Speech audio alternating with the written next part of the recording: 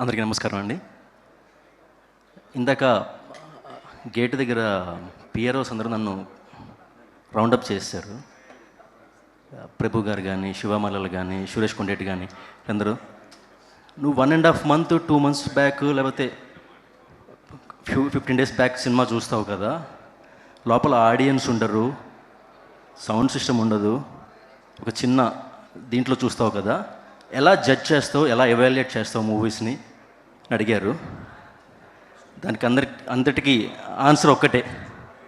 First మనకి నచ్చింది, టీంకి నచ్చింది, అనలిటిక్స్ పరంగా అదే జానరా సినిమా ఇంతకుముందు ఎన్ని క్లిక్స్ వచ్చినాయి, ఎన్ని నెంబర్స్ వచ్చినాయి అనేది ఒక్కసారి చూసుకుంటే కనుక ఆ గట్ ఫీల్, ఆ జానరా, అంతకుముందు మనకి వచ్చిన మల్టిపుల్ మూవీస్కి సంబంధించిన లిస్ట్ అంతా కూడా అలా అలా అలా వెళ్తూ ఉంటుంది మన మైండ్లో. సినిమా చూస్తున్నప్పుడు మేము ప్రేక్షకుల్లా చూడం, మనకి ఎంత వస్తుంది, రైట్ ఫ్రమ్ నాంది కానీ, జాంబిరెడ్డి కానీ, డీజే టిల్లు కానీ, సామాజిక వర్గమన కానీ, ఇలాగా గీతాంజలి మళ్ళీ వచ్చింది కానీ, ఇలాగా ఈ స్టేజ్ మీద ఉన్న పెద్ద పెద్ద వాళ్ళల్లో సాయి కుమార్ గారిది ఎస్ఆర్ కళ్యాణ మండపం కానీ, కోన వెంకట్ గారిది గీతాంజలి మళ్ళీ వచ్చింది కానీ, రాజేష్ దండా గారిది సామాజిక వర్గమన కానీ, కే ర్యాంప్ కానీ, ఊరి పేరు భైరవకు అన్న ఓవర్సీస్ కానీ, సందీప్ కిషన్ గారిది, ఇలాగా మల్టిపుల్ మూవీస్ మేము ముందు నుంచి చూసి ఒక గట్ ఫీల్తో వెళ్తున్నాము అంటే కనుక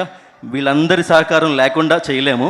మోరోవర్ ఎవరైతే సినిమా చూపించడానికి గట్ ఫీల్తో కమ్ వాచ్ ఆర్ మూవీ అని చెప్తారో, ఆ సినిమా చూపించడానికి ధైర్యంగా ఉన్న వాళ్ళకి ఆ సినిమా ఆల్రెడీ సగం హిట్ అయిపోయినట్టే. చూపించడానికి రెడీగా ఉన్నారు కాబట్టి సగం హిట్ అయిపోయినట్టే. మిగతాది ఇంకా కంటెంట్లో దమ్ముంటే ఆటోమేటిక్గా ముందుకెళ్తుంది.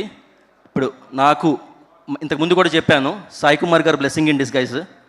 First cinema SR Kalyana Mandapam, second cinema K ramp, third cinema శంబాలలో ఆయన వాయిస్ ఓవర్ ఉంది. ఆ రకంగా మాకు ప్రతి అక్టోబర్, నవంబర్, డిసెంబర్, జనవరి, ఫిబ్రవరి మంచి మంచి బ్లాక్ బస్టర్స్ వస్తాయి. ఆ అక్టోబర్, నవంబర్, డిసెంబర్, జనవరి, ఫిబ్రవరిలో కే ర్యాంప్, శంబాల ఇవన్నీ కూడా రావడం అనేది యాదృచ్ఛికం అవ్వచ్చు, మా జడ్జ్మెంట్ అవ్వచ్చు.